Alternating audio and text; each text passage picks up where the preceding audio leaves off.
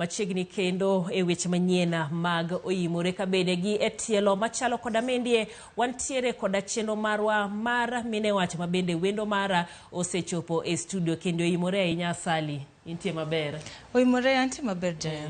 Kamano to kapok wachako twak marwa we owinjane lipot machalo koda mae kuma bende romo maduong' mar lokruok kor lwasi norumo mana jumani e boma ma Nairobi kani twak e yore ma pinje Afrika nyalo kedo gi lokruogegi kanyakla kod thuolo manitiere e bero kor lwasi. Kata motelo ne romoni mine moko e kaunti ma Siaya nosechako e yorgi owuon rito kor lwasi kokalo e pur mar chiemb nyaluo ma kinde machien nojwang'. Chenro ni osekelo negi ber mathoth e ngimagi. Kaluwore kod keyo mosebedo kadok chien higa ka higa ahinya mar oduma mathoth jo Kenya tiyogo, minegi omanyo yo machielo mar jiwo dechgi mar chiemo tok neno midhiero ma kech kelo koting'o tuoche kod ngaji ne nyithigi.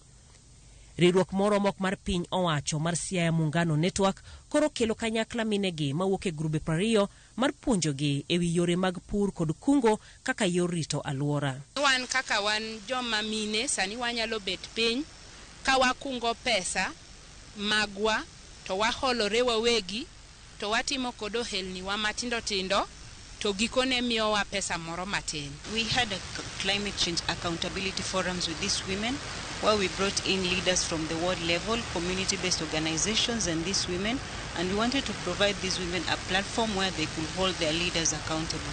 Kaluwore kod tiegruok makamae, koro gichako puro chiemb nyaluo moting'o alode kanyakla kod oduma, rabolo kod kal. Kuom mae, gisejiwo ok mana chiemo e dero, kanyakla bende chenro mag kungo kokalo e table banking. Sani wapuro waketo gimiluongo ni oduma mari nyamula kotwa machon ma wakano gacha. Sani makoro wadokie kende mwapuro.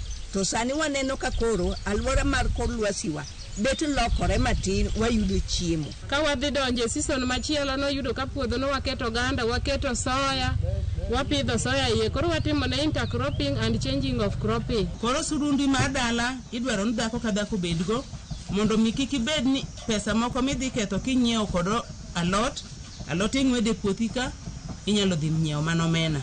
Bedo ni koro ginyalo nyayo chiemo kendo keto kwe e udigi, omedo duondgi e dongruok e kaunti ma Siaya ka pachgi e weche lokruok mar kor lwasi nonyuak e wach dongruok ma kaunti ma Siaya ma CIDP ma higa 2023-2024.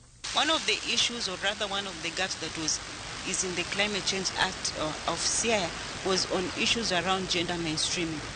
They have just indicated to that gender a rule just to ensure that they adhere to the constitution, but these women wanted them to be direct and say how many women are supposed to be involved in the county climate change committees. Kwe eot bende osemiyo gi yot mar bedo kod lope maginyalo pure kakata mond liete mosebedo kijwango e bedo gi lowo koro nigi teko. Apidho e bwo muungano emojiwa ni dhako pidho ga yien kendo kik aluor.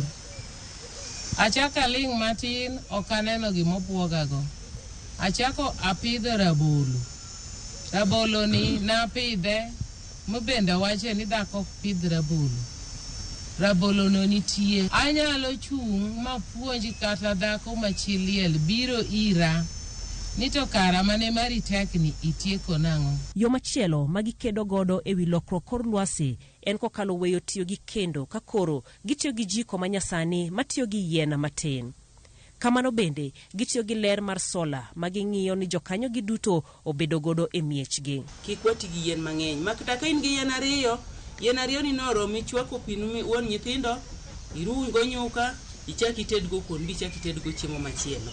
Mane momiyo jiko ni wagere kata ni mine mondo mimino yud kaka kungo yien makoro kinya tiyo gi yien mang'eny seche mitedo. Sami tedo cha okidage iro ibe idum maber arufu ni ber kata kosudo buti winjo fragrance malong'o okowinj ka piny tek kode ahinya. To ka ichido isechako onge pi jowadwa odno rach.